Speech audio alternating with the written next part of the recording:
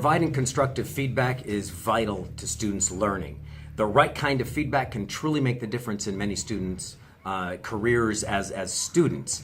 It's one of the greatest sources of intrinsic motivation. When I get feedback, I want to improve because you've given me feedback. So there's something intrinsic within me, thus intrinsic as opposed to anyway.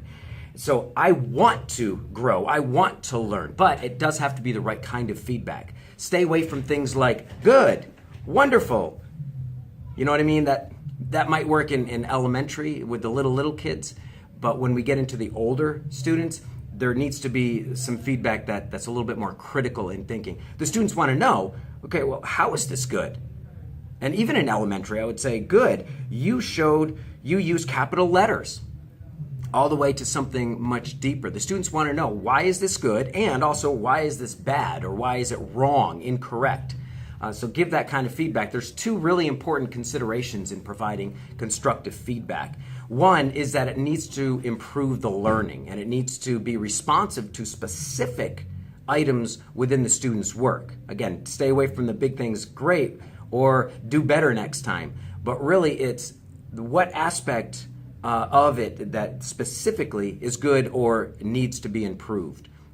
Providing suggestions, but also even, this is not good writing, and this is why it's not good writing. Students really attend to that. They like that. They might be like, oh my gosh, I don't know why.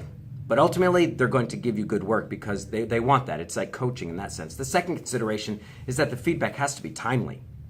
You can't wait a week before giving that kind of feedback. You have to do it within a couple days, which again, that's a lot of work, but we're professionals, we're educators, that's what we do.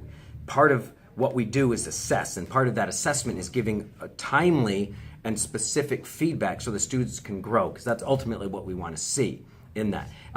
One person said it's kind of like old medicine. It might work, but it certainly lost a lot of its potency in terms of giving feedback late.